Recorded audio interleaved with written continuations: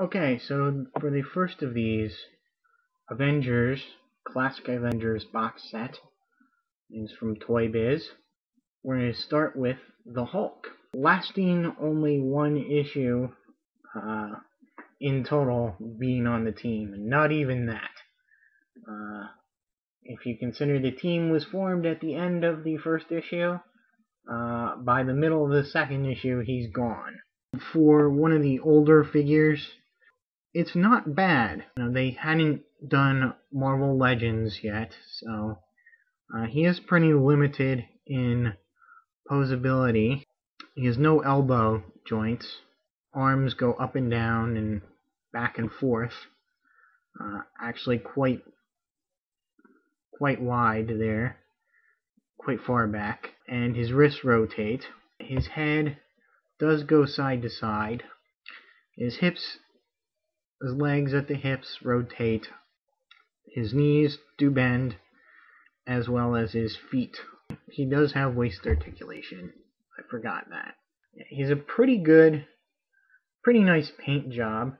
I mean, they have this little brownish coloring that they kind of put near and around some of the detail just to bring them out. Sometimes they miss. I think that if they had a little bit, maybe a darker green on there instead of the brown, it might have worked a little bit better. I do like you can tell the coloring on the trunks, the purple trunks. Quite big eyes and big brows. They really messed up on the hair though. They've missed whole portions of where the hair is,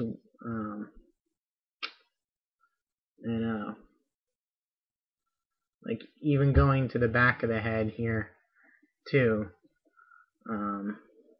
So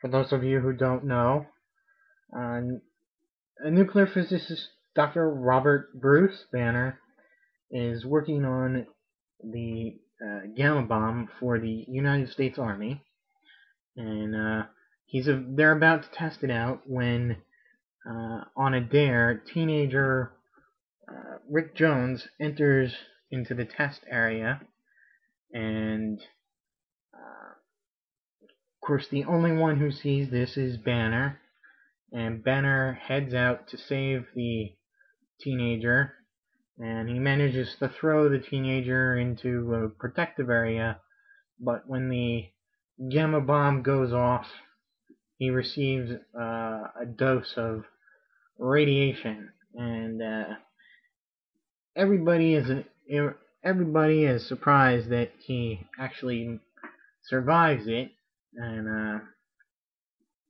what they don't know is that it's actually changed him, changed his body chemistry, and later that night he becomes this gray, hulking behemoth, full of rage. He manages to cause quite a bit of danger, and before he turns back into his regular human form at dawn. Rick Jones sees that he's turned back into this monster has turned back into Bruce Banner, the guy who saved him, and helps him out, and they start up a friendship where they try to control his transformation at first, then outright cure it. So several times Banner tries to trigger the transformation, actually triggers the transformation himself. Eventually it gets to the point where the change happens automatically and is no longer restricted to a nocturnal transformation, but any time Bruce Banner feels stress or anger. Now, as for powers, I mean, quite straightforward. He just becomes this huge, muscle-bound guy with really no upper limit or to his strength. And with his strength being tied into his emotional state, of course, you've probably heard the phrase, the madder Hulk gets, the stronger Hulk gets. And that's the case. So the only way you can really is hope that the Hulk gets tired out, because the more he gets angry, the more powerful he becomes. And along with his strength, of course, comes an increased durability. Might even say it's near invulnerable. His skin, and even when he is injured, he has this healing factor that helps him to heal real fast. One other thing is the Hulk uses his legs to make incredible leaps, thus making it seem almost as if he were flying.